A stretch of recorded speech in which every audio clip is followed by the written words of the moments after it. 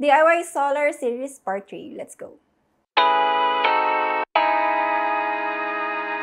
Hey guys! Welcome back to Just Basics and welcome back to another video. And today guys, isi-share ko naman sa inyo kung magkano yung inabot ng aming DIY solar setup.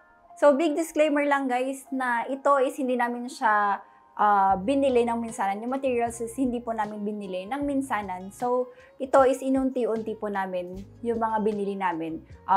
Mix na to ng online and sa mga physical stores. Okay, so let's start. So first guys is pag-usapan natin yung Y&H inverter. Ito guys is nabili namin siya sa Shopee. So last year is this is around 16K. Pero ngayon nag-check kami, it's 13K na lang yung price ng ating Y&H inverter. So may nakapagsabi sa atin na nakapag-comment na pangit daw yung Y&H na inverter. Okay, so regarding with the inverter guys, yes, mura ito versus doon sa mga kilala or sa mga branded na namang inverter talaga. Pero sa amin guys kasi is for 1 year, wala naman kami naging problema sa Y&H na inverter na to. And kinip lang namin guys yung kanilang manual. Kasi dito sa Y&H, gaya nga nung nagsabi na pangit ito kasi wala siyang after sales support and wala silang warranty and support yung mga yon.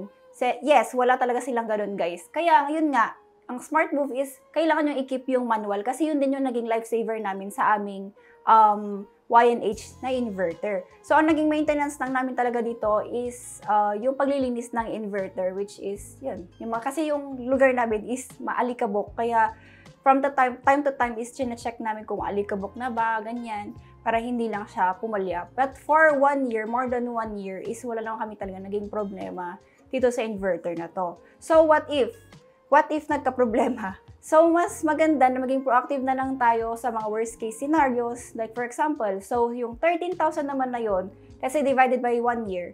So, 1,000 per month na babayaran mo yung inverter, isulit na yun for us. Yan yung mindset namin. And pwede ka na rin magtabi para in case na masira yung inverter is maipangpalit ka kaagad.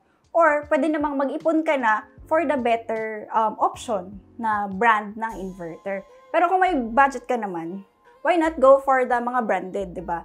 But for us kasi, na nagsa-start is talagang wala kaming malaking budget para sa mamahalin pa na inverter. But for in the future, yes, kino-consider din naman namin na magpalit ng mga branded kung may budget na. Why not, di ba? Okay, so let's go naman sa solar panels. For the solar panels naman guys, yung una naming nabiling tatlong solar panels is around 580 watts. And this is pumapatak na 7K ang isa. So, total is 21,000. Ito guys is pinaship pa namin from Manila. Door to door yun. Kaya siguro pricey siya. But recently is may nabili kami na malapit lang sa lugar namin na around 4,200 lang ang isa. And this is 2 panels and 570 watts naman to each. So, may total na tayo na from the inverter and 2 panels is meron na tayong nagastos na 45,500. Okay, so next naman natin is yung aluminum railings and screws. So, sa aluminum railings and screws, guys, is yung estimate ko is nakagastos tayo ng around 5,000.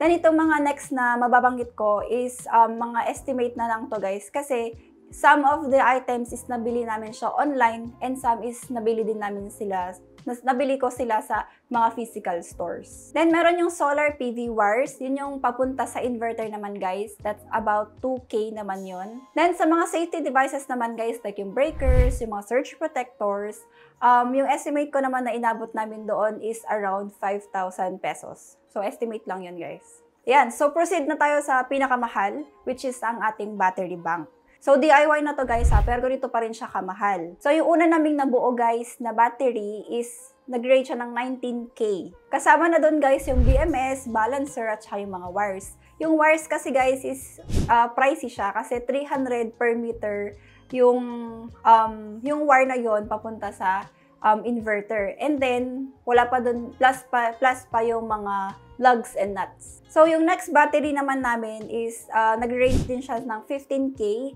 And the same doon sa recent na nabuo namin na battery, nasa 15K din yung estimate ko. Alright, so yun yung mga estimated price ng aming DIY solar setup. Again, sabi ko nga, mix na yun ng online tsaka yung mga physical stores, guys.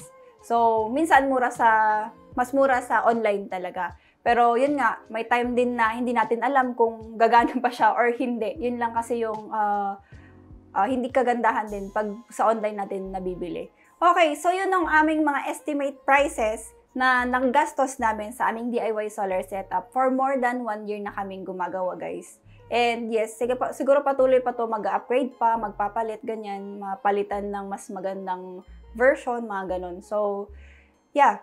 So, that's it for today's video, guys. Thank you so much for watching. And yes, meron pa tayong part 1 and part 2 ng video na to. Mayroon tayong link sa description box.